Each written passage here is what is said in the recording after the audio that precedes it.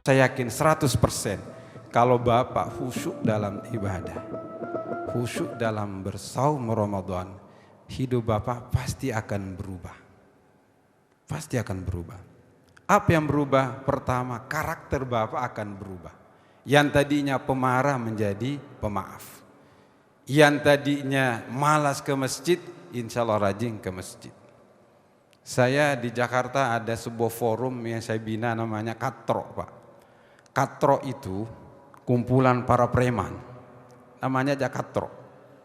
Jadi ada yang punya tato di sini, antinya di sini, pokoknya serem. Satu ketika saya ditelepon sama panitianya, ditelepon, Pak Ustadz bisa ngisi pengajian? Bisa. Di mana? Dekat Masjid JIC, Jakarta Islamic Center yang kebakaran itu, Pak. Saya berangkatlah, pakai jubah saya, naik motor, pengajiannya di mana nih? Saya telepon lagi, di mana pengajiannya? Ini Ustadz di pinggir jalan, di trotoar. Yang benar ini pengajiannya nih. Tapi saya pelan datang, oh ternyata ini preman-preman yang mau sadar Pak, tobat. Saya tanya, kenapa enggak di masjid? Aduh Ustadz, di masjid itu baru kita masuk, lihat orang dari sana, kok ada orang tato katanya. Dan dia cerita, dia bilang saya pernah punya pengalaman Pak Ustadz. Karena saya sudah tobat ini, saya ingin perbanyak amal. Pagi-pagi saya singgah sholat duha, ada masjid saya lihat bagus, saya singgah sholat duha. Ini cerita nih, preman nih, mas tatonya masih banyak Pak. Singgah sholat dia, dari kejauhan dilihat, tiba-tiba takmir masjid datang, ditendang Pak dia orang itu. Coba bayangkan, apa kata takmir? Ini kamu modus ya? Dikira mau curi, ini kotak amal Pak. La ilaha illallah. Baru dia sadar ternyata waktu dia sholat, itu kan ada tiang depannya, depan tiang itu ada memang kotak amal. Kata kami ini modus di sini, pura-pura sholat duha, mau curi kotak amal. Dia bilang, waduh, mau marah kita, baru tobat. Ini kalau saya pukul ini takmir mesti mati ini, sudah tua ini kata dia. Sudah kata dia, Pak maaf saya lagi tobat ini Pak. Enggak peduli kata takmirnya, itu tato masih banyak. Padahal benar udah tobat dia Pak. Banyak, itu ratusan saya bina para preman. Preman Pak, ada antinya di sini. Karena mereka itu takut ke masjid, malu ke masjid. Terpaksa ngajinya di trotoar, minum kopi sambil merokok. Saya jelaskan. Ada yang bertanya, Pak Ustadz, kira-kira tato saya ini masuk surga enggak Pak Ustadz? Coba pertanyaannya.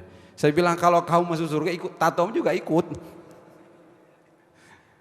Jadi kenapa mereka melakukan demikian? Karena ada perubahan pola pikir. Karena dia tahu, dia rasa bahwa hidup ini sementara.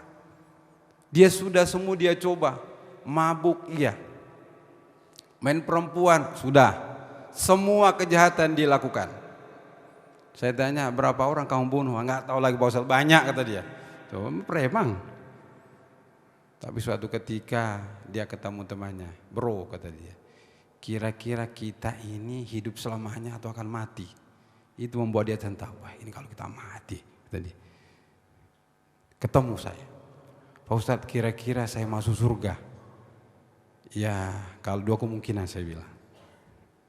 Kalau nggak masuk surga masuk neraka. Waduh Ustadz saya nggak mau masuk neraka kata dia. Jadi kamu mau masuk surga? Mau. Sudah tahu jalannya? Belum kata dia.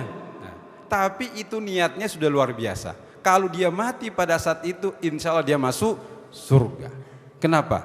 Karena Allah sangat mencintai orang yang bertobat. Allah akan lebih cepat lagi menyambutnya. Maka bulan Ramadan ini rubahlah diri Bapak. Jangan sampai setelah bulan Ramadan diulang kembali perbuatan lama.